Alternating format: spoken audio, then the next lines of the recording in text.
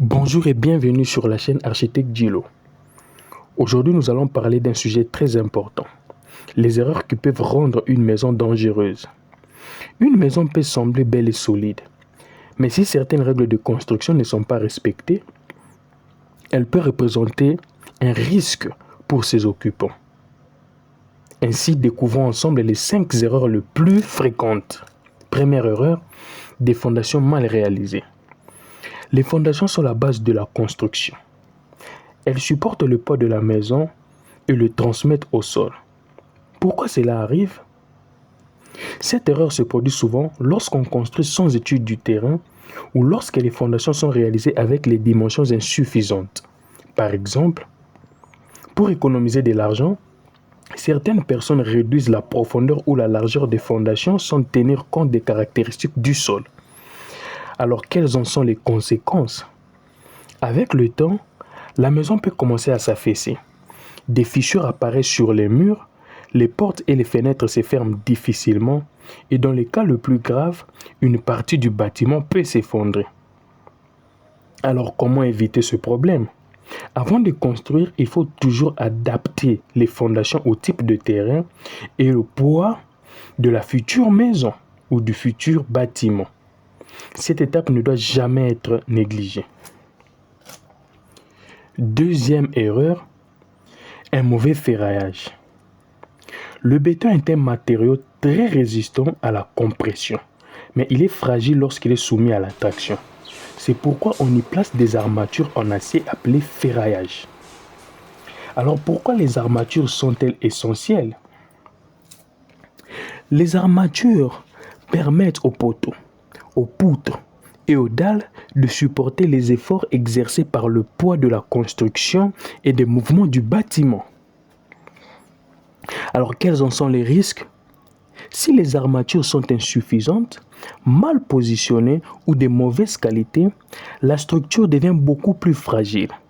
Des fissures importantes peuvent apparaître et certaines poutres peuvent se déformer et la résistance générale du bâtiment diminue. Alors comment éviter ce problème? Il est donc indispensable de respecter le plan de ferraillage établi par le bureau d'études ou l'ingénieur et d'utiliser les aciers conformes aux normes. Troisième erreur, un béton de mauvaise qualité. Nous devons noter que même avec un bon ferraillage, un mauvais béton peut compromettre toute la solidité d'une maison. Un béton mal mélangé, mal compacté ou qui n'est pas correctement entretenu après le coulage perd une grande partie de ses performances.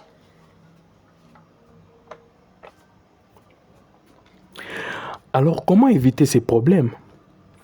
Il faut toujours respecter le dosage recommandé et il faut utiliser les matériaux de qualité et s'assurer que le béton est correctement mis en œuvre et protégé pendant sa prise. Quatrième erreur, modifier la structure d'une maison sans l'avis d'un professionnel. Qu'est-ce que nous pouvons dire ici? Beaucoup de propriétaires souhaitent agrandir par exemple leur maison après quelques années, ou casser un mur porteur, ou ajouter un étage sans étude d'impact. Alors comment est-ce que nous pouvons éviter ce problème? Avant toute modification importante, il faut toujours faire appel à un architecte ou à un ingénieur afin de vérifier que la structure peut supporter le changement envisagé. Cinquième erreur, des matériaux de mauvaise qualité. La qualité des matériaux influence directement sur la solidité et la dureté d'une vie dans la maison. Alors, comment est-ce que nous pouvons éviter ce problème? Il faut toujours choisir des matériaux conformes aux normes et provenant de fournisseurs fiables.